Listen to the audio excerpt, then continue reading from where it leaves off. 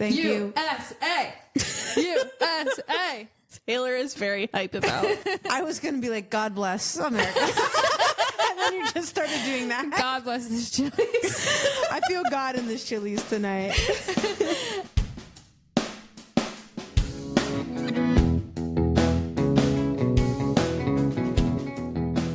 Hey everybody, this is Zillennial Meets World, a podcast where everything really is all fun and games. I'm here with Taylor Jordan.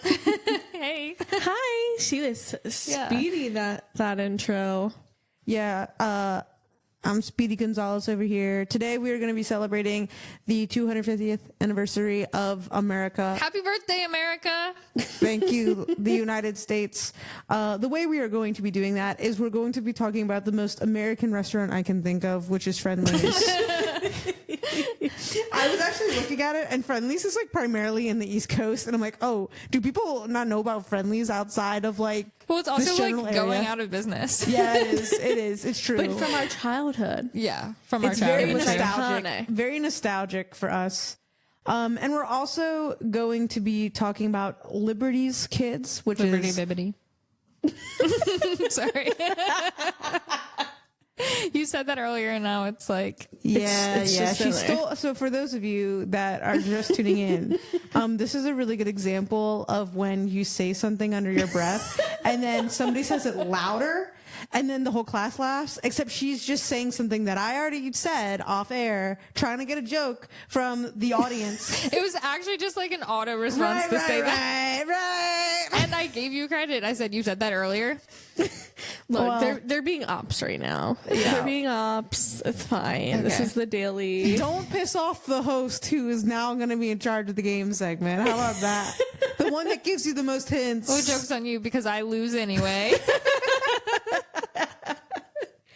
All right, so we're going to be doing The Price is Right. The way this game is going to be set up is I'm going to read off a menu item. You guys are going to try to guess how much you think the menu item is. This is today's pricing. Today's pricing. That's important. What is the pricing we're comparing to? Just Friendly's menu items. It's like for golf. It's like you got to guess how much is it'll it be. the- Like what year? It's today's pricing. It's today's pricing. Oh, like, okay, sorry. I was getting Like, if you were to confused. go So to it's Friendly's whoever's today. closest to the price today. Yeah. Can we go over? I Yes. was getting Okay. confused because the Last time we compared it. compared. Yeah. We're not comparing this time. Okay, that's T. We're just doing Friendly's, and I gotta say, I think Friendly's is pretty affordable. I'd love to go there because I want to get ice cream with Well, my there's meal. still one left. Too in bad they're Lancaster. going out of business. But there's still one left in Lancaster. There's and- two We left should in go. Lancaster. No, the Fruitvale Pike one closed. Yeah, but there's one. The one on Route 30 by the Tanger Outlets, that one's still open. Yeah, and so is the one by Red Rose. Oh, I forgot about that one. That's an iconic one. Yeah, there might be one more. Like maybe on the other side of Lancaster. Yeah, because I've definitely been to that one, and I was like, "Where are we?" What about that one that was there used to be one by Hershey Park? Did that close? That's gone. Yeah, Yeah, okay, that's what I thought. Well, we better get to one soon. Yeah. It'd probably make me so sick. Well, the ice cream would be good though. We could just go for Does ice cream. Friendly's have the original triple dipper though? They do have that thing. They have that thing. but like, I used to get that as my meal. I mean, Applebee's used to have the ultimate trio, or they still have the ultimate trio, but that was around before the triple dipper. I don't think the triple So dipper did is unique. Chili's just do the triple dipper the best? Yes. Yeah. They did. Is really what happened. Tea. All right, so we'll do 1 point to whoever's closest, and then I don't think there's wagering at the end for this. I think Yeah, whoever that's fine. whoever wins. Okay. We're going to start off with breakfast today. We've seldom gone to Friendly's for breakfast. Yeah, I've never been to But Friendly's. we're going to start off See. with strawberries and cream French toast. This is 3 slices of French toast with some strawberries and creme de la creme on top. All right, can you read your pricing for me, Taylor? I did $11.99. And Jordan? Ooh, I did $12.99. Ooh. The answer is $10.99. Taylor is taking the lead early. Nice. 1 point for Taylor. $10.99. All right, that's pretty good. That is pretty affordable. Yeah. We're going to move on to a ham and cheese omelet. This is coming with like your home fries and like your toast, probably. Okay. I don't know. All right, Jordan, what do you have? I did $10.99 this time. And Taylor? I did $9.50. I think you guys are failing to understand the price of eggs. It is $13.99. Oh my gosh. gosh, I was Wow. expecting the omelet to be cheaper than the like specialty French toast. No, I definitely Same. wouldn't think that. I don't know. I was just trying to think of like Anything local from the places griddle. with eggs. Anything from the griddle, I think, is always cheaper than like your egg and I don't think that's true because I Cheese. get the classic breakfast all the time, which is 2 eggs, two eggs, omelet though is toast. different. Omelet is I'm omelet's not a an premium. omelet girl, so maybe I don't- just don't know I don't omelets eat like omelets that. either. Yeah. Do I technically get the point, or am I too far away? No, you get the point. You're closest. You get it. Okay. Nice. Now we're gonna have the lumberjack breakfast, which is like your eggs, choice of meat, and then like something from the griddle. So you can either get like a stack of pancakes or like a stack of French toast from So the griddle. eggs, meat, and like some kind of pancake-esque Yes. situation. Okay. All right. What do you have, Taylor? $14.99. I did $15.99. $10.99. Holy crap! That makes no Same sense. price as if you were just to get the French toast with strawberries. Yeah, That that's makes crazy. no freaking sense. Okay, so I got that point. Yeah, their prices are all over the freaking Yeah, place. this is not making sense, friendlies. Meat lovers scrambled. This is your eggs, sausage, and home fries like scrambled together, and then you get like a side of toast. I just don't know where to go with this. Giving it my best guess. That's all I can do. All right, Jordan, what do you have? $12.99. Taylor? $9.99. It's $14.99. What the hell? It's the meat, I think, on that one. Yeah, I guess that's true. And then our final one for breakfast is traditional buttermilk pancakes. How much do you think they would be? Like a 3-stack? 3 stack of buttermilk pancakes. Okay.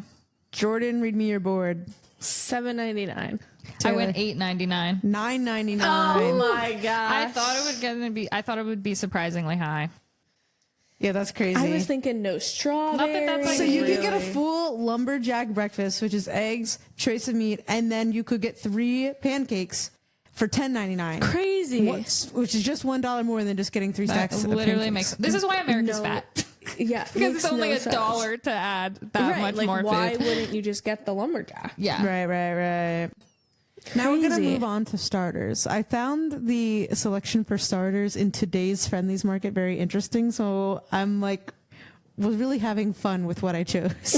I'm scared after the Yeah, breakfast. me too. The first option is this is what they call it on the menu, and I didn't list what's in it, so you're just gonna have to fantasize. Okay. $100,000 Cobb salad. That's what it's called on the menu. What is it called? $100,000 Cobb salad. And this is like an appetizer? This is like an app. This is like a starter. What? Okay, and it's Okay. a Cobb salad?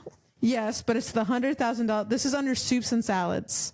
Okay. And it's considered a side salad. Or I would not consider this a side salad. I Okay. think you could like use this as your main, but it's under soups and salads in the Okay. thing. So I'm including it under starters. Okay. God, I just really don't know. But I just wouldn't like. And we don't get to know what comes on Nope, I'm not telling you a thing. I mean, you generally know what's on a Cobb salad. but I would say it's a big Cobb salad. Just like don't consider it a side. Okay. All it. right. I'm really just throwing a guess out there. Yeah, same. All right, Taylor, show what do you got? $13.99. $12.99. $15.19 for the $100,000 Cobb salad. What a steal. What a steal. What a discount on the $1,000 and whatever it was. I'm like, the prices really are just all over the place. I'm It's- having a hard time. Yeah, it's really funny. For a score update, I'm actually winning for once. I Yeah. have 4 points. And I have 2.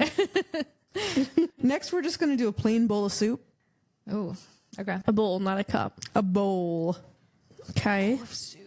I will tell you, when I was looking at this, the contrast between like the bowl of chili and the bowl of soup was dramatic in price. Maybe the meat. Maybe they're really charging for the meat. Maybe. Friendlies. Taylor, what do you got for your pricing? I did $5.99. I did $4.99. $6.19. The chili was like $9.99. Damn. Yeah. I think I'm going A too lot low. of protein in a chili. The mini mozzarella sticks, in my opinion, the Ooh, best thing on the menu. best. Yeah. Yes, I loved their mott sticks. Do you know how many were in the Mott sticks? I have a feeling we're going to write the same price for this one, but I don't know. I really don't know. I've been all over the place. Taylor, what do you have? I put $9.99. Oh, see, I went high. $14.99. $11.49. Oh, So that's Taylor. I think you're closer, yeah. My gosh, guys, I'm getting smoked on friendlies right now. You still have an entree and dessert to come back and 2 more in starters, so. Wow, I'm not feeling good about my guesses right This now. is how I feel all the time. Loaded waffle fries. It's also a great pick.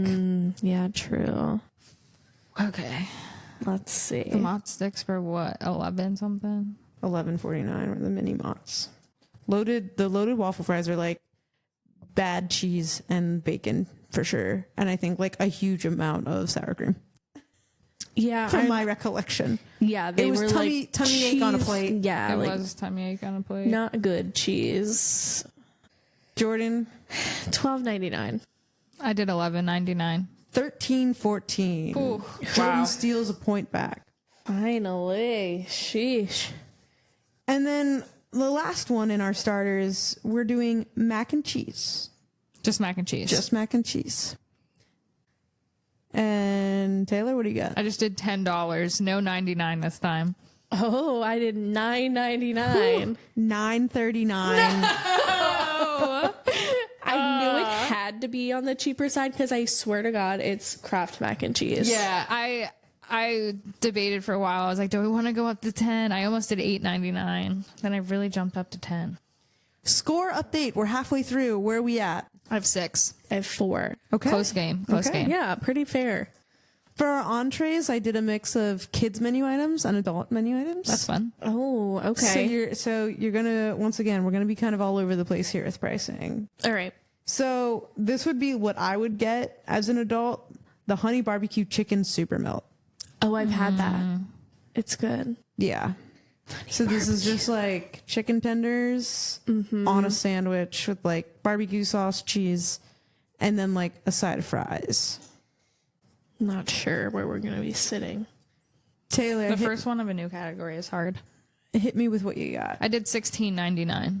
I also did $16.99. Whoa. So no point? No point will do. It's $14.39. Oh, all I right. almost went lower. I almost actually wrote 14 something. All We're right. now gonna do the kids Frank and Mac. That's what I used to get as a kid for a long I time. love that. I did look, and I don't think they have the fun little cone things anymore that they like put stuff in. That's sad. That's what they used to do. The chicken tender basket. They'd like have them on skewers with their fries. Yeah, and they had like little like dips that you could put the. It had like 3 different dipping sauces Yeah. for you. Friendlies was fun. Yeah, We and spent it's a lot of time together in Friendlies. We did go to Friendly. It's because it was on the way to soccer, or right by soccer. yeah, and it's relatively affordable compared to like other places for Even sure. compared to like Chili's and like Applebee's. And you I get think. a dessert with your meal. Yeah. It's also for the ice cream. All right, Jordan, what do you have? I did $10.99. Okay, I did $8.49. $8.99. Nice. I thought because the mac and cheese app was $9.99 if you had a hot dog. I will tell you that the mac and cheese app looks like kind of like a Panera Bread style mac and cheese, whereas the I was kids thinking mac that. I was thinking looks that. like It's like, Kraft. and it's in like one of those weird dishes, I think. That's like, never mind. I I'm don't know. picturing I something in only my could head, though. picture the kids one, and the kids one was Kraft. Yeah. I think it's different Mac. We're getting served different Mac as adults. I see. The All American Burger. This is just your cheeseburger All right. with fries. Taylor, what do you have? I did $14.99. $15.99. $13.19. Wow. That's like cheaper than Okay, McDonald's. Friendlies. Really cheap burger. I was thinking 15 might be a little low. Because Well, that sandwich it's was less what, than the like, melt. Yeah. The melt's $14.39. Yeah, it's cheaper than the. Wow. I don't think I sometimes just a understand. classic burger is cheaper than a sandwich like that. Crazy. You know? This is a kids menu item. The kids Cheesy Witch, which is a grilled cheese sandwich with apple slices. Jordan, what do you got? We'll start with you this time. Oh God. $7.99. I did $8.49. It's $7.99 on the dot. Oh, Nice. Should I do what I did last time and be like, you get double points for that? That is part of the reason. Well, that's not why I've been losing, but there are random rules that get added like that. You just have to get it right exactly. All right. This one is the adult chicken and fry basket. So it's the country chicken tenders and fries. Comes with 5 chicken tenders and fries. Okay. All right, Taylor, what do you have? I did $15.99. I did $14.99. $16.69. I don't understand how like They're really pricing their 69, chicken high yeah. compared to other things. That's true. But I thought it'd be right in the realm of that chicken sandwich. It's true. It's It's more chicken though. You get 5 tenders. yeah, and I think That's the a other one big only has melt, like 3. though. It is a big sandwich, though. All right, what is the score update leading into our dessert round? I have 5. I have 9. Whoa, she almost swept you on that one. I know. That's crazy. This is like for the win then. All right. I need to get category. like all of these right Yeah. to make a comeback. We're going to start off with the classic Jim Dandy. That's like the dessert there. I think it's just like their classic sundae, but it has like everything. Like how many scoops? Like I think it's like, I would say it's anywhere between 3 to 5 scoops. You're getting like hot fudge. I think you're getting peanut butter sauce with it and probably like one other candy, like a chocolate chip or something, whipped cream and a cherry. Okay. I don't know if I'm high. I know. I think yeah, that's how I feel. Okay. All right. Taylor, what do you have? I did $6.99. I also did $6.99. I changed mine. Am I gonna regret it? The answer is $9.99. Oh. I had $7.99. Oh man, I shouldn't have changed it. The All right. next one we're going to do is the Fribble, which is their milkshakes there. How much do we think a milkshake would be? Milkshake. Jordan, read yours. $5.99. I did $7.49. Taylor has it on the dot at $7.49. No way! Yeah. That's a fun one to get on the dot. Yeah. That's cool. The next one we're going to do is the Monster Mash Sundae. the The classic. classic. It always reminded me of Stitch. Yeah, Well, same. you know, I was looking at their menu and they have other ones now. So they have one that's like it's a strawberry ice cream, so it's a pig, and they have like a pig. Oh, they have a fun. dog one. They have all these other ones now, so you can get different ones. I love that. But like, remember, these are more geared towards kids. So like, if the Jim Dandy is geared towards an adult and was $9.99, factor that into the equation going into your Monster Mash Sundae, which is geared towards children. Yes. I don't know. I'm like just way off base. I'm feeling good. I'm locked in on Taylor, Friendlies. like, is a Friendlies connoisseur. Is what I'm learning. Apparently she really gets them. I do get them. I understand you, Friendlies. I'm not getting them. One of the Clearly. most embarrassing memories of my life is when I went to the bathroom in Friendlies after soccer practice, and then you guys were like, "It's her birthday," and they sang to me, and I didn't know how to handle it. I forgot about that. I don't know, like at some point in my life that happened. Was it actually your birthday? Yes, it was my birthday. Or like thereabouts around my birthday. That is awesome. I think that's how we ended up at Friendlies. And I think we were with your mom. Like, I don't even think it wasn't like my dad or like, it was like your mom. Yeah, I could see that. Little Debbie was probably like, it's her birthday. I don't know. That's incredible. I love How that. old were you? I feel like we were like somewhere in between like middle school to like early high school. Like we're- 12. So, like, My guess is like 12 12, or 13. Yeah, somewhere around. I think we were older. I think we were like 13, 14 era. Well, freshman year would have been 14. Yeah. Did Yeah. they sing to you? They did. Wow, we've scarred her. This is so That's funny. fun. All right, Taylor, what do you got for the Monster Mash I Sundae? did $5.99. Oh, I'm probably wrong. I did $6.99. $4.99. The kids eating cheap. I know it was for kids, but whew, just not quite grasping this game today. Now we're doing, I think this is kind of what you guys would get there, the Frenzy, which is like the Blizzard, it was essentially. like the Blizzard. Oh, I did like their birthday cake one. Ugh. You guys want to know what I would do at Friendlies? If I was I would always get dessert. But if I was feeling too full, I would get the strawberry cake sundae or strawberry shortcake sundae because it was less filling. But if I was still like had a decent amount of room for dessert, I would get like the triple chocolate sundae. That sounds like you. Yeah. I had a method to my madness. Frenzy. I don't freaking know. I'd love a blizzard right now. Oh my gosh. Tea, honestly, would Well, be we might be good. done in time. We're never done in time for ice cream.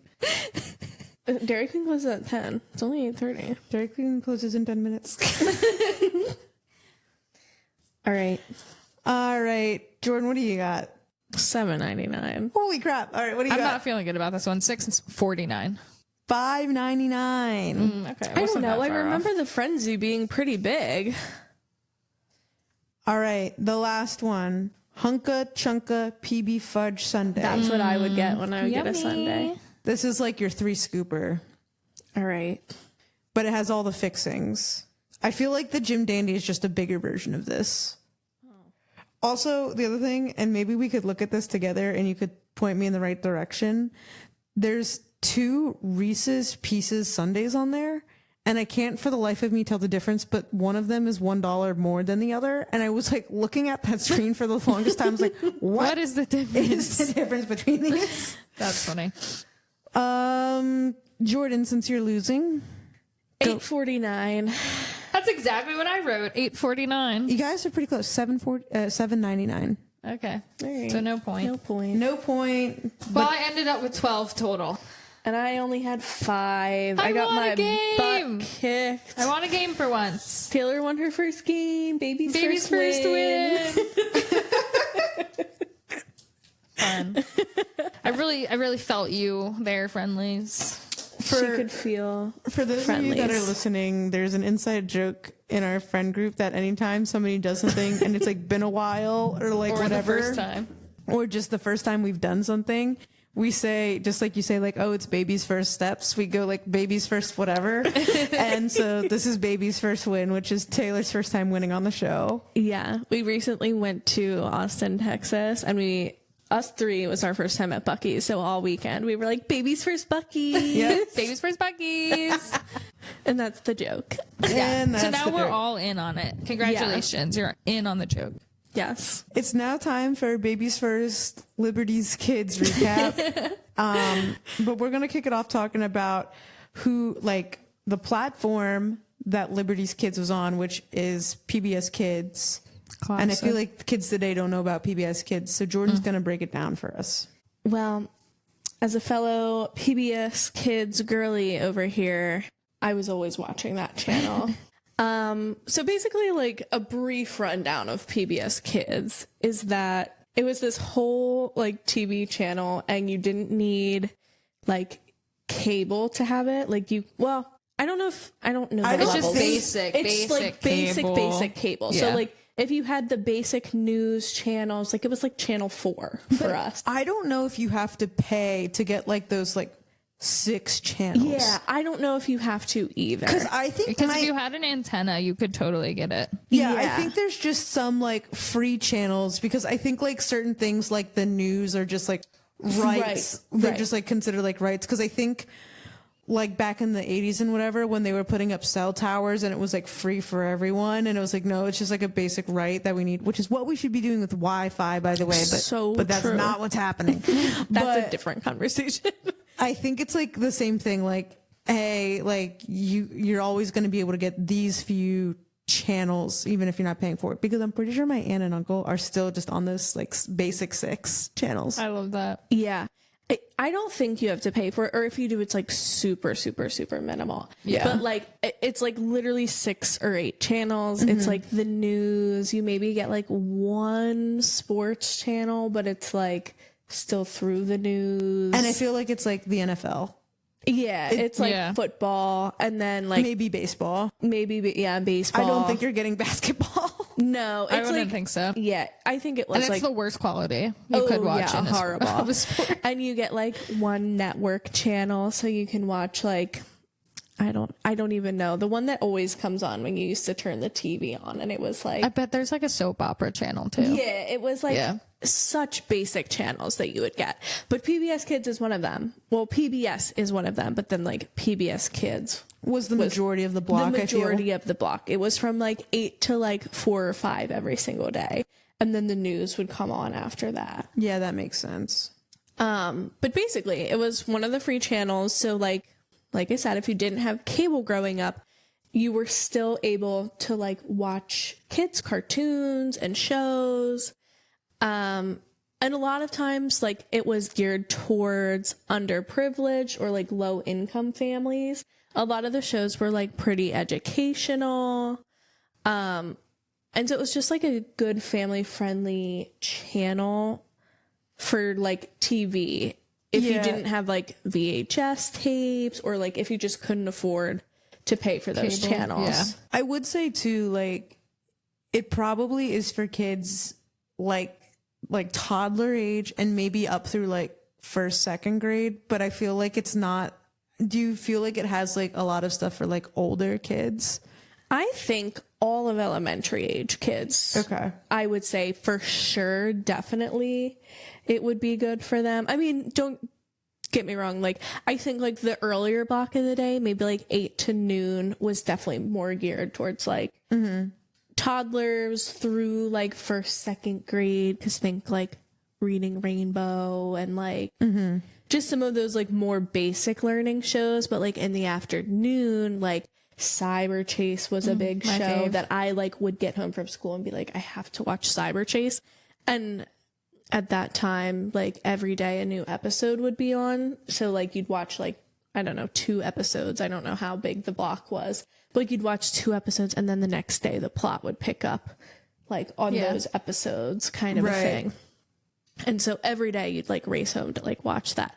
And I feel like that was like, you could maybe get into like the 5th and 6th grade. And then like there was like a show called like Word Girl. And I feel like that was like older kids. Was Dragon Tales PBS? Yes. I feel like that one was more like second, third grade. Yeah. Like I think like a lot of their shows were like great elementary school through like early middle school, maybe at the latest, that kids were like, yes, I love this. While we're talking about like just the TV shows on PBS in general, I did want to say I feel very strongly that the shows on PBS Kids had really good theme songs. Oh my gosh, so good. I agree. Like the Word Girl one that you mentioned, like I remember, I never watched that show, but I would like turn it off once Word Girl came on. But I remember it was like, word up, it's Word Girl. That's the theme song. Yeah. And like Arthur has a great theme song. Oh yeah. Dragon Tales theme song, great. Yeah, we'll get into the Liberties Kids theme song, but it's like, you know, Aaron Carter did it. There's a rap in it. It freaking rocks. It rocks. They don't play when it comes to the theme songs, is all I'm saying. I think PBS was underrated.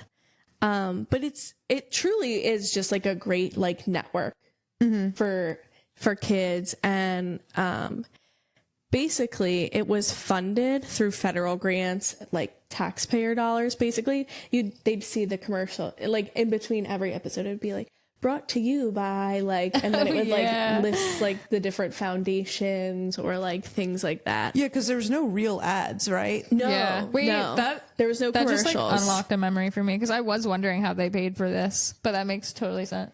Yeah, like the commercials that weren't really a commercial was literally just like, this program was brought to you by, and then I forget like The 5-second ad that we needed in our lives. Yeah. And Yes. every other 5-second ad has been just absolute torture. And then I think like if the show wasn't quite the full like 30-minute block, they might have had like little mini shows like in between that were like 5 minutes or something. Yeah. I can't remember specifically, but I feel like they did a lot of stuff where it was like, here's how we made this scene from this show, or this show talked about this. If you need help with this, call this. And it would be like a toll-free number to talk about like, I don't want to say drugs and alcohol use, but like something more childlike, you know, like. Yeah. And I think maybe it would also like list the upcoming shows. Like I think it would be like coming up, and then it would like list all the shows that were coming up at the time.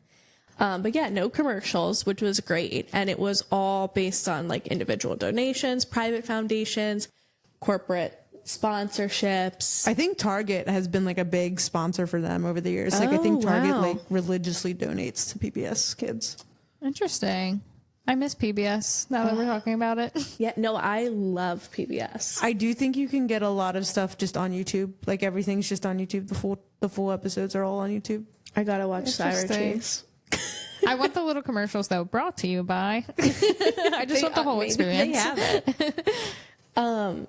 But yeah, so the main idea behind PBS Kids was that it was going to be like way more of an educational channel than Cartoon Network or Nickelodeon. And I honestly think it was. Like, Yeah. you were learning things, but it didn't feel like you were learning things because the plots of the shows were so, I don't want to say well developed because I can't say for sure, but like, There was like a story though. It kept you Yeah. paying attention. yeah, absolutely. I felt like they also did a really good job at whatever their audience was, like age-wise, being able to ask questions and help kids learn for that specific age. Because I know when we were talking about Mickey Mouse Clubhouse, we were like, why are they asking, like, point me in the right direction of this bridge? It's like, obviously the bridge is here. And I Yeah. think, like, with a lot of the shows, it never felt that way. Right. I agree. In Liberty's Kids, they're like doing like, who is this character? And it lists like 3 different things. And you're like, oh, the character is George Washington. And you have to like think it through. Yeah. And like the same with Sesame Street. There's like a certain level of interaction there Right. with like the count and counting numbers. Right. And like they just did that, I think, way better than like the shows that you just mentioned on like Oh, yeah. Nickelodeon. Yeah, and like even like Cyber Chase, like I feel like they did like a lot of math Oh, really? in their programs. I think it Yeah, was I like do pretty feel like- heavy on yeah. the math because some of the aliens were like number shaped and stuff. Like, Yes. and I so they agree. were like pretty heavy on like the math portion, maybe science a little bit too, but like it didn't feel like, oh, I'm sitting here and I'm learning about math the whole Right. time. Like again, No, it's like this character in the show is having an issue and we need to do math to get him out of it. It's like Yeah. a plot. Yeah, it was a plot point. So this might come as a surprise, but PBS Kids had so many viewers, like compared to what you would probably normally think of for like kids TV. So PBS Kids on average had 13 million unique viewers per month. That is a lot. Is a lot. And then if you compare it to Nickelodeon, they only had 4 million viewers. Disney Channel, just over 3 million. And Cartoon Network averaged about 5 million per month. That's insane. I mean, like thinking it through of like it being show and or being free and available to everyone, Right. like it does kind of make sense. But like I would have never guessed that. I wouldn't have thought that it would be such a steep difference. Yeah. I mean, it being free and accessible to literally everybody obviously does make it probably a more prevalent choice for a lot of people. But I feel like, and you guys maybe tell me if I'm wrong, but like, would you have chosen Disney Channel over PBS Kids at that age? Because I feel like a lot of other people maybe would have. I think like a couple things. One is I think some parents would not let their kids watch stuff on Cartoon Network or whatever. Well, that's so like true. PBS Kids is definitely like the safe family friendly option. Yeah. Of what we just mentioned. I think like the other shows are very unique in the sense that those channels are for kids and like only for kids. Whereas like I think there's a lot of safety in knowing like, okay, by 5 o'clock it becomes adult TV. So it kind of is like a automatic, like, okay, your TV time is over. Yeah. Right. And it's like, once again, it's just more geared towards like what the family dynamic is rather than just like Nickelodeon was really big on pushing like, this is for kids, only kids, like parents Yeah. get out type of Right, thing. Parents yeah. aren't cool. And I think that was not the mentality of PBS Kids. Right. Which is why I think like there's a lot more, especially for our generation, a lot more prevalency with like PBS Kids. Yeah. Well, and also like I feel like we just probably weren't as like inside, or we weren't like Yeah, as inside as much, like on the TV too. Yeah. Yeah. Compared to now. But we obviously have touched on a good handful of their shows, but some of the biggest shows from PBS Kids that have like really stood the test of time was Mr. Rogers, Sesame Street, Arthur. Those ran for forever, and I feel like they're iconic. They when are you think iconic. of Yeah. when you Most think of people, PBS. they're household names. Yeah, People know them. yeah. I mean, are there any other shows that you would say would have been like a pretty big standout, or just like any specific memories? I was just going to say, I think it's like unique. I think PBS is unique in the sense that when you think of like Disney Channel, like somebody that's 5 years older than us or 5 years younger than us has a completely different set of shows that they watched on Disney Channel. Whereas like PBS Kids, like those shows are running for decades. Yeah. And so I think there's kind of a universal experience of watching the same shows on PBS Kids, even to the extent where like your parent grew up watching Sesame Street or Right. Arthur, and now you get to watch it with them. Yeah. So I think that's like one of the cool things about like PBS Kids. It's like really unique for them compared to, once again, I think like Nickelodeon and Cartoon Network, to an extent, those are just like, they're You're not right. lasting that There's long. like a switch over between generations, or even like not even generations, just like, yeah, like you said, 5 years. In 5 years. 5 years, it's right. a completely different show. Right. Yeah. But to answer your question, I feel like the two that stood out to me the most, which we already talked about, were Dragon Tales and Cyber Chase. Was the Boomafoo on? We talked about this in a Yes. different episode, and we never figured it. We never looked I'm it like up. 90% sure it's PBS.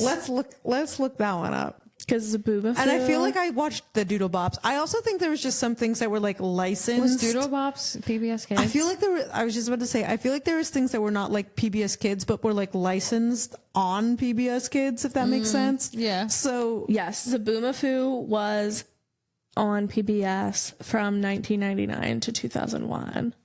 Oh, short-lived. Yeah. I think a lot of shows are like that, but they rerun so often that you think Yeah. it's been going on for That's years. true. That's true. Yeah. I don't know. Look up the Doodle Bops real quick. I am. That was only Playhouse Disney. Okay. That's interesting because I swear I saw it on something that's not that. Because I also feel like I saw VeggieTales on PBS Kids, but again, it's not like VeggieTales is a production of PBS Kids. Yeah. Like I almost feel like they like had like licensing rights to just like play on there. It could also just be like your child brain being like, oh, I watch PBS, and you didn't realize you were watching a different channel and you were watching a show, you know? Like your mind just like defaults to Now PBS. she's calling me a stupid kid. Everyone, you heard it here first. Taylor thinks I was a I stupid didn't say kid. that at all. That's just like My how child kids. brain, my juvenile brain. Were you not a juvenile when you were watching PBS? Don't worry about it. I think that's fair. I think Yeah. it's fair to say. It wasn't supposed to be a diss. It was just supposed to be like sometimes kids lacks social awareness or. So now I have social awareness issues too. Here we go. All right, let me stop talking before Becca yells at me Before she already did. again. All right. Anyway, so I want to talk about Liberty's Kids. I recently Liberties. found out it's not. I recently found out I've been calling it Liberty Kids. Same. Which sounds so much better. It's agree. not. It's Liberty's apostrophe Kids. Ugh. In honor of the 250th anniversary of the America. United States, we're going to be talking about Liberty's Kids, which was a show on PBS. Yes. Yeah. Hence all the PBS talk. Yes, hence why we just gave you a complete rundown of PBS. But Liberty's Kids was kind of, I would describe it as like the Bill Nye Science Guy of history. Okay. But it's animated. It's not like a person. So, I feel like when I'm watching Bill Nye, I'm like learning from a person doing experiments. Maybe let's more specifically say it's like the Bill Nye of like the Revolutionary War era. Right? okay. Because like it's specifically that So era. kind of like the setting, how it worked is, I think it was only like one season. It was like, I don't know, like 40 episodes or something like that. But it takes you through the Boston Tea Party all the way up to when like George Washington becomes president. So it takes you through Fun. the Revolutionary War. And it like spans essentially like 16 years of U.S. history. Cool concept. Cool concept. I love it. I love think history. that's very unique though, because I feel like the majority of shows are standalone episodes, especially like targeting kids like in elementary and school and stuff. You're just like watching like one singular episode and it's a standalone episode. This is like you need to be following the plot because it's trying to go in chronological order. Yeah. For all this stuff. Because it's teaching you what's going on. Yeah. So, do you guys remember watching Liberty's Kids at all? I have like a really brief recollection. We like watched a couple clips beforehand and I thought I like did remember it, but like seeing it, I was definitely like, oh, definitely seen it. But I couldn't necessarily tell you when, or like maybe I just saw it when I used to watch PBS, but like. Did you ever see it? Do you remember seeing it in school at all? I don't know. I feel like if I watched it, I saw it in school. I think it could have been something I saw in school, but. When I was doing research for this, there must have been a resurgence of during the pandemic when people were all like alone. Like the assignment was to watch Liberty's Kids because like I saw somebody like I saw like so many Reddits that were like, yes, I watched this during the pandemic when I was in 5th grade, and then somebody saying, oh yeah, I watched this in 8th grade during the pandemic. Like all different like grade ages. Oh my gosh! All the watching teachers were just like, just watch this. It's like we're just throwing this out there. I remember Liberty's Kids and I remember hating it. Wow. And I hated it just because it felt too much like school. And I definitely watched it in school, so I didn't want to watch it at home, but my sister loved it. So like, and it was only on like for like 30 minutes in the morning on like Saturday. So like, there was no wonder I must have missed it. I don't know.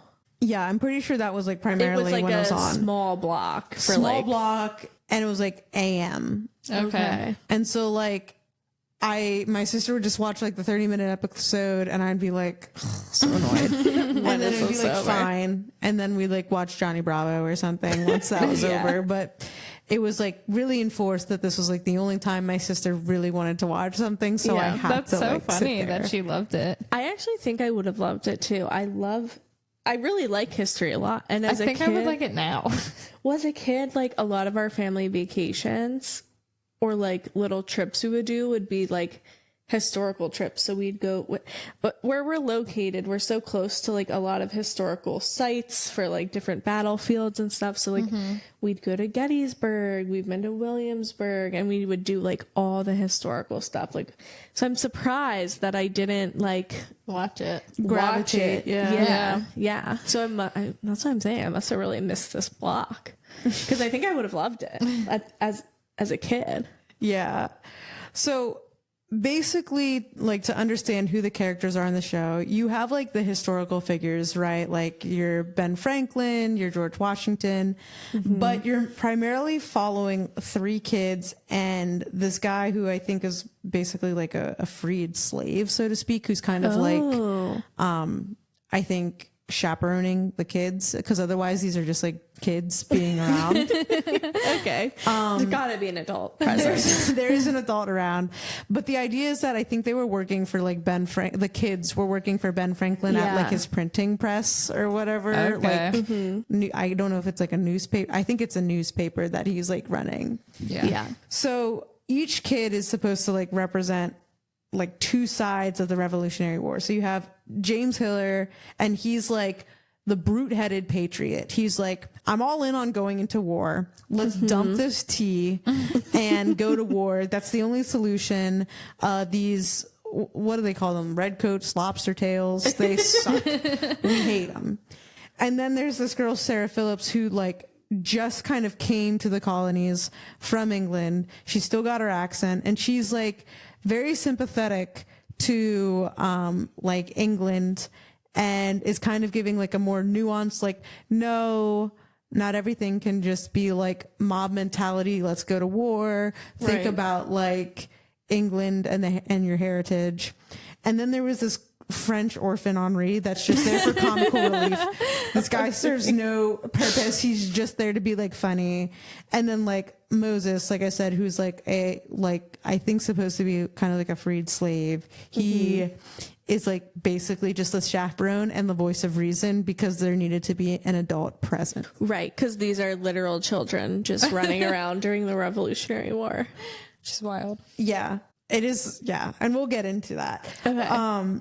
But one of the fun things that I think about this show is, I was kind of saying this earlier, like they did a really good job of having like quizzes and stuff built in to the show. And like, I remember like you'd get like worksheets and stuff like in the classroom along with the episode. And it was they did a very good job of like emphasizing certain points that are like, okay, that's on the worksheet, and you're like looking frantically to fill in the blank on the worksheet that you know like was just like said some in a very specific way on the TV show. That brought back such a distinct memory for me of like they would roll the TV into the classroom. Yeah, you were watching Bill Nye. Yeah. Reading Rainbow was a big one that I remember a lot. You were praying you wouldn't get a paper to fill out while you watched it. Yes, but you always did. Yes. And I think maybe I did see it with like a paper like that, like brought me back, and I was like, oh my God. Yeah. I remember doing the paper, like the little That is a throwback. worksheet with the TV show being on. Your teacher just says, this part, what? Pay attention here. Your teacher's like grading papers, and all of a sudden she goes, "Pay attention." You're like, oh. And then like what's worse is like when you miss it, and then some like the person next to you is writing something down. And you're like, and you're just like frantically like, and you can't like see what they're writing because it's dark. It's dark, right? And, you're like, and they're just what's like going too on? far away, and you're like, what did I miss? So you're like whispering. Yeah. Wow, that took me back. Oh my gosh. Crazy tea. Yeah. Okay. Oh wow. Go ahead, Taylor. yeah. So like Becca said, and what we just discussed is like there was, they would sometimes like stop the show and have like quizzes or riddles, and they did this one segment called. I was going to say, I think when you were talking about PBS Kids and not having commercials, I think this was like kind of like what they would do. So like they would basically cartoon in a commercial break where it's like, here's a trivia question from what you just watched. Yeah. And this is what it is. And this is Yeah. like kind of like in place, like having, if there's a natural break in the episode, Yeah. it goes to this and then comes back. I think you're right. They also do that for Pawn Stars, and I fall asleep to Pawn Stars constantly. And they're like, this is like, I'm telling you, I've learned so much about history through Pawn Stars. It's like, Yeah. when was the first signed baseball card? And I'm like, That's how I felt about American Pickers. I was watching American Pickers. what's American Pickers? Oh my gosh, it's these two guys, and they drive across the country, and they like go to people's like random properties, and they try to buy like different antiques and like I've seen that. collectibles from these people, and they like kind of like they like kind of go back and forth.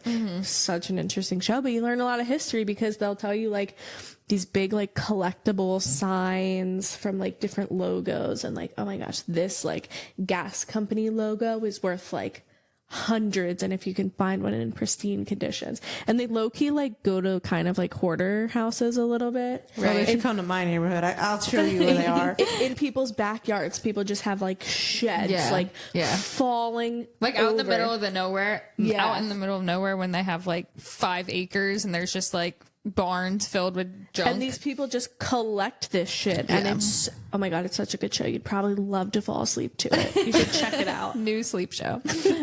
All right, back to Liberty's Kids with Taylor.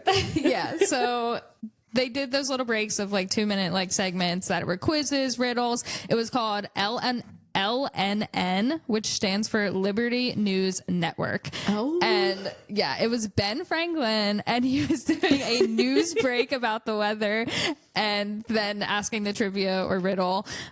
So in light of that, we're going to do a quick LNN with you guys. So I'm going to read you a riddle, and I'm going to pause and see if we can all get it. And these are from the show. These are, straight from the show. So All right. the first one is, what falls down but never gets hurt? Write it in the comments. Write it in the comments. What do you think it is? All right, the answer is snow. That's bad. I think that's so stupid. Couldn't that be like also rain? Yeah, it could also be rain. No, it's snow. Snow falls. Snow falls, rain like splatters. rain. I don't know. Rainfall. We don't know. The answer is snow. Waterfalls. We will also accept water. But not hail or sleet. But or on the show, they said the answer was snow. Yes. very specifically snow. Yeah. Okay, the next one I actually kind of like. What has a tongue but can't talk? I've heard this one before. Yeah, I feel like this might be more well known. I never heard of it, but The answer is a shoe. Ah. I get it. Clever. Yeah. That one's better than the first one. This one I think is really stupid. It feels like a bad joke instead of a riddle. It's like a bad joke. Okay, what kind of room is not in a house? A mushroom. The joke landed for me. I don't know. It did. It is, I guess, if you think of it as a joke, I think it's funny, but it's not a riddle. I mean, I guess it's kind of a riddle. I feel like there's don't know. plenty Riddles of are tricky, you Yeah, know? yeah. I feel like there's plenty of rooms that are like not in a house, like an aviary room is. Sure. Great, we'll go with that. Okay, last riddle we're gonna do is My iPad just freaked out. Everybody. all right. Last riddle we're gonna do is what has a mouth but cannot talk? a mute person. Hey, It's true. I guess, but the answer is a river. Wrong. Wrong. Try again. Yeah. So That one sucked too. That one wasn't great. I guess my favorite is a shoe or the mushroom one. Definitely the mushroom. The Yeah, mushroom that one was one got like the just biggest kind of laugh. funny too. Yeah. But it was actually like super meta of them to do this little news break with Ben Franklin because the voice of Ben Franklin, who was doing this like news weather break, was Walter Cronkite. Yeah, that's how you say it. Walter Cronkite. How do you say it? That's how you say it. Oh, Walter I Cronkite. thought you were making fun of me. I'm not good at names. But he voiced Ben Franklin. And he, if you don't know, he's kind of like before our time. But if you ask your parents, I bet your parents would know who he is because he was like this huge like news anchor. Like people loved him. And he was like the biggest news anchor of his time. That's T. I've never heard of him. Yeah. That's crazy that you don't know who that is. Is it? No idea. I just feel like he was before our time. Like maybe if I feel saw like- a picture. I feel like he's like a very like important person in history because like everybody trusted him for the news and what like news channel was he on? back when like the news was just like one news. channel and everybody tuned into like the national news. He was the national news. Let me look this guy up. Yeah, look him up. All right. I bet he gets like a crazy great AI Google summary of like who he is because he's just like he's kind of like Mr. Rogers, like he can do no wrong. Oh wow. Okay, hold on. Can I see what he looks like when you get a chance? He looks Yeah. like the most basic guy you've ever Walter met. Cronkite. He was born in 1916 and he died in 2009. And he was an American broadcast journalist who served as anchorman for the CBS Evening News from 1962 to 1981. And during the 60s and 70s, he was often cited as the most trusted man in America. I told you, like everybody loved him. Wow. We should ask our parents if Yeah. they knew I bet him. my parents will. They're always knowing random stuff like that. It's not random. It is a very like I know, you're right. Can I see what he looks like? Oh, yeah. That was him. I've seen him. I don't think I've ever seen him. so. Since you guys don't know who Walter Cronkite is, I'm going to take the liberty, wink, wink, if you will, of also sharing who some of the other like stellar stars of the show were. So there was a lot of like really famous guest stars on Liberty Kids. So you have Walter Cronkite, who played Ben Franklin. Right. Sylvester Stallone. Wow. You know about him? You know about him? Yeah. Who is he? I just heard the name before. Oh, That's what I said. that's I was like, I know that name. crazy. Well, he played Paul Revere. Ben Stiller. I gotta do some Googling. Definitely know Ben Stiller. Ben Stiller played Thomas Jefferson. Billy Crystal played John Adams. Okay. Annette Bening played Abigail Adams. Yeah, I know that guy. Yeah, I would hope you know Rocky. Like, Oh, if you say Rocky, it's so obvious. I just feel like we're so close to Philadelphia. You guys don't even know who Sylvester Stallone is. It's I know crazy. him as energy. Rocky. I knew he was an actor. Do you know who's Ben Stiller? I've seen him and stuff, probably. Crazy. Look him up. You know who he is. I feel like I can picture him in my head, but we'll see. Just- Yeah, that's who I thought he was. I can't with you. Dustin Hoffman played Benedict Arnold. Michael Douglas played Patrick Henry. Arnold Schwarzenegger played Baron von Steuben. That man was in everything. Yeah. Liam Neeson, I know that one. Liam Neeson played John Paul Jones. Whoopi Goldberg was Deborah Sampson. Charles Shaughnessy was King George III. Michael York played Admiral Lord Richard Howe. Don Francisco played Bernardo de Galvez. And then Aaron Carter, who we kind of talked about earlier because he was he did the theme song, also played like a small role as Joseph Plume Martin. Honestly, crazy cast for PBS. It's Very honestly impressive. impressive that they could get all these people to like come in and guest star. I think it's like the Muppets. Like, I think it's like they want to They do want it, to be on it. so they yeah. do Yeah. it. Yeah. In my opinion. Yeah, that probably is. Plus, like, it's not like PBS is like, I feel like just a great network to like contribute to. I guess it's like family friendly and like family. Well, also so many viewers. We just talked about how many viewers it was getting. So I guess like if you're a big star, you do want to be on it. Well, also, like, I don't know how close like the PBS lot is compared to like what else they were doing, but it might just be like on the way. Can you say a couple lines? Yeah, Right. true. And it's like no big deal. Yeah. Okay, but despite them having that fire cast for the show, there has been like some critiques over the years about like how the show was made. One of the big ones is that it takes place over like a 16-year period. Like the show is like 1 year or like one season, I don't know. But it, like Becca said, it goes from dumping the tea in the harbor to George Washington becoming president. There was an entire war in between Yes. the first episode and the last episode. Right. But despite so many years passing, almost no one in the show ages. I will tell you, I think as a kid, I thought they were time travelers. I think I did too. So Yeah. it didn't bother me, but now knowing that they weren't time travelers They were just and living like, there, not aging. yeah, and like like Henri is supposed to be 8. So like the fact that he's like gonna be like a 20-year-old by the time And the the show show's like over. yeah, it's like wait a minute. Yeah, that's crazy.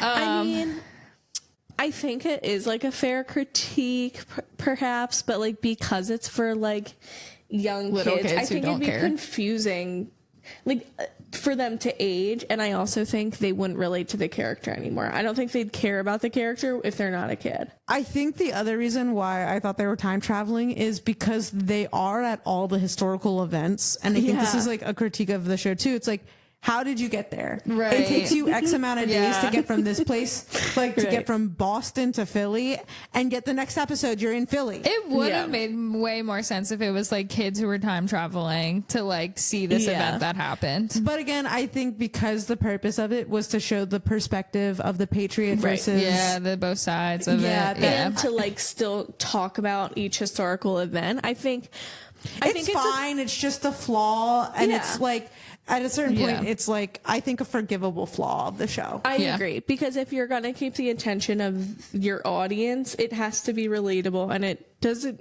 necessarily always have to make sense, I feel, That's true.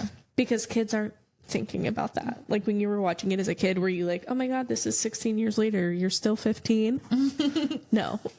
Right. Well, yeah, it's like how many days of summer are in Phineas and Ferb? Who Right. cares? Right. Like, Yeah, it's that's the true. same. I think that's kind of the same idea. Yeah. in my mind. Very true. So we're gonna let that one go. But the next big critique. I was gonna say, has Homer Simpson been like 45 for the last 30 years? Right. Yeah. You know, I think it's, yeah. Yeah. Okay. Next big critique, which is a fair one. They kind of just gloss over the fact that like slavery was a big thing during that time period, and like even with our founding fathers, like they kind of just accepted slavery as a thing that was happening at that time, and the show just kind of glosses over that. So people have like come out and been like, well, this isn't really great. Yeah. I feel like, okay, like part of it is like you do have to make this digestible for children, so you can't depict slavery for Yeah. what slavery is. Right. Especially not on a TV like, Right. I mean, it's truly- not the, it's probably also not the appropriate forum to be Yeah, doing I guess that it goes either. back to like who is your audience? Like the age group is probably a little bit too young to be like tackling that conversation. And I do think they were doing a good job at like sharing like this happened and here were like the rules surrounding slavery. Like you can earn your freedom in air quotes after this number of years or whatever. And we're and I think that's like fine and dandy. So I do think there's like a little bit of nuance there that they were trying to depict this in a way without it being gruesome and harsh. yeah. Because of the audience that they were trying to share it with. Yeah, that I also do- makes sense. Yeah, but I do think there is probably a way that you can incorporate it in a more realistic way. Right. Versus like glossing over it and kind of like, oh, it was happening, but it wasn't a big deal. Like, because it was happening and like we should be learning about it. But it is hard because it's like, who is your age group? And like you said, how do you make that digestible in a way That's beneficial. Yeah. Yeah. One of the Yeah. things that I was reading was like they were kind of like glamorizing like the founding fathers, which I think is true when I've learned history Yeah. Yes. from my Absolutely. teachers. Like Absolutely. there's like, oh, the founding fathers have no flaws. This is like whatever. Yeah. And George Washington is the hero of our nation. Like, right. And like one of the things that I was reading is I think there was a lot of, I don't want to say propaganda, but I think there was a big push for patriotism at the time because this came out right after 9/11. yeah. And so I think also for the time there was a lot more We were pushing patriotism leniency in and that area that, and I don't think I think now there's a lot more division on whether or not we should even be proud of like our nation, whereas before there was a lot of a unifying culture. especially at that time because Yes. of 9/11. Yeah. For yeah. sure. Everyone was pulling for together. Yeah. So I think that's also part of it, just in the era that this was being Right. made. Right. And The since this is like, circumstances. since this is like, like paid programming and sponsoring from like the government, I could see them not wanting to like do too much of a diss. Right. Yeah. Makes sense. But I think it's a fair critique. No, it's definitely For a fair sure. critique. I think it's Yeah. a fair critique, but yeah, given the specific time when it came out, I think that was like, I mean, as kids, I feel like we were all about patriotism and the founding father. Like, I definitely think, like in general, I've never learned the dark side of U.S. history in school. No. no, Which, yeah, which is typical in other countries as well. They don't teach. I think it's normal for a country not to teach their own dark history, but I also think that's wrong. yeah, it's totally wrong because it's your country's history, whether you like it or not, Right. and you have to learn from Your mistakes. Your And everyone's mistakes. learning about all the other countries' dirty Right. secrets. Right. Like we're But- learning about all the other countries and what they did, but we can't learn about ourselves. right. You have to learn about the dark things to be able to move on and make things better. Right. But that's why I love the Dark History podcast. Shout out. Shout out Bailey Sarian. I love your Dark History podcast. Nice. Okay, final critique that we're going to go over is they kind of romanticized the mob violence of the Revolutionary War. So they were just like, yeah, let's do it. let's start a war and dump this tea and justice. So that was one of the other critiques, which I feel like I'm not familiar enough with the show to say yes or no if I agree with that. Because the one kid, I think that was like kind of like the one kid, because they were trying to show the two perspectives. Like the American boy. The American boy is literally like a 12-year-old boy that's like, yeah, chaos, violence, like the entire time. And then the girl, it's very much like the chaos of like Ron Weasley, and then she's Hermione Granger, where like Ron Weasley's like, pet rat, I'm gonna like beat you up with like in Quidditch, and then like Hermione's like, it's Leviosa. Like, it's like literally the exact same. Like, Ron, no, there has to be a way. Yeah, like that's like the vibe of it. So I can see like how like boys, who also I think their natural instinct is like fight, fight. Whereas like a girl, even it's like, let's think this through.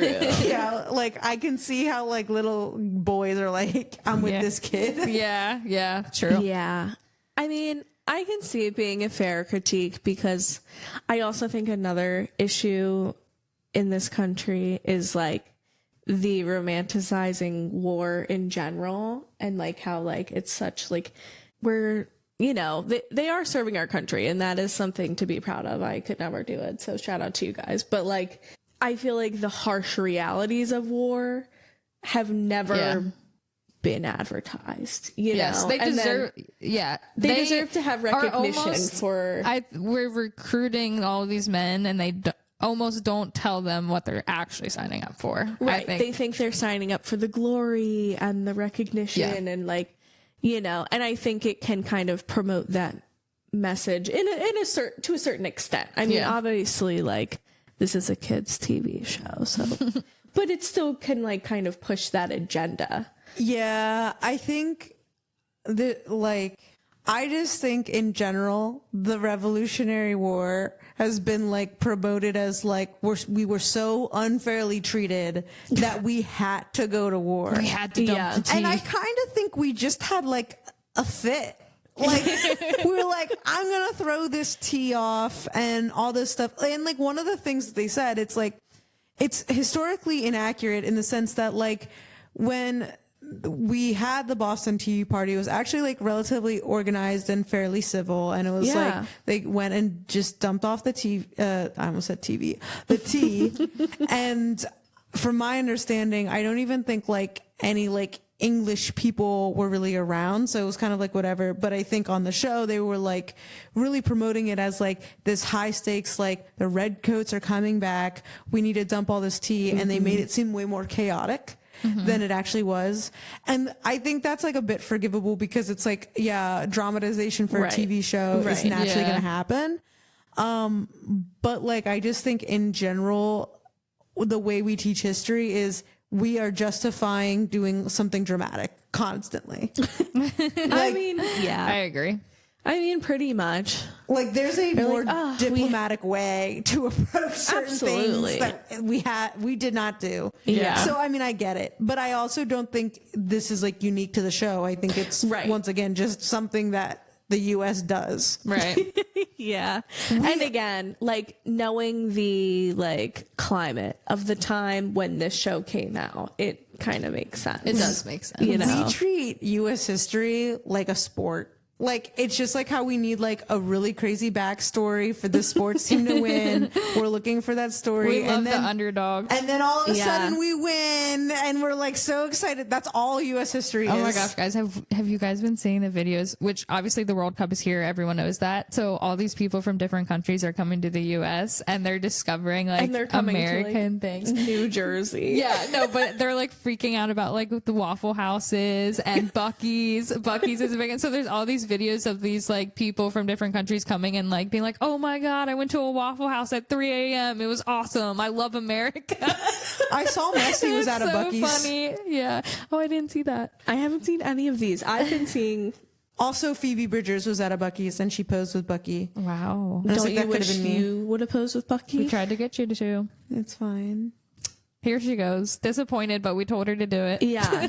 We just have to start forcing her to do stuff. She posed exactly how I would have posed at the Oh my breakfast. gosh, here In we his go. arms, like flailing, like looking like she's dead, and then he's just like holding her. I was like, that's how I would have done it. You should have. You missed your opportunity. You could have said you did it first. Anyway, were you gonna say something else? Well, it was just relating to people coming to America for World Cup. But Well, we've moved past that, I think. Okay. All right. So final thoughts are you can watch Liberty's Kids on YouTube. It's like every single episode is available. I think I have to watch. I think you should. I think you'd learn a lot about American history. It's probably everything I already know. Is it real? I don't know. I feel like in my opinion, I think I have like no recollection of anything I learned about U.S. history because U.S. history tests and history tests in general were always multiple choice. And it was very easy to figure out what was right and wrong. I agree. And so, like, I say this all the time. I don't understand, like, who did we purchase the Louisiana Purchase? Who had it? I don't know. Not us, but we bought it somehow. And that's my take on my knowledge of U.S. history. And I'm hoping that maybe I'll at least learn 16 years worth of information by binging Liberty's Kids off of YouTube. Does anybody else have anything to add to that? Or did I just summarize exactly what we're going to do for the next week? I think, despite our criticisms / the general criticisms of, people, I think it probably still is a really good show. And I think it's still educational in a way that will, like, pique kids' interests without them feeling like they're learning. So, like, overall, I think it probably was, like, a really good show for the kids to be watching. And I might have to watch it because I don't remember many of the episodes and I want to see what it's all about. I want to say happy birthday to America. Shout out 250 years. Hashtag America. Hashtag grilling. Hashtag life is good t-shirt. Hashtag life is good. I wear one of your t-shirts every episode. Please sponsor me and send me free t-shirts. And Jordan, where can you, me, everyone follow?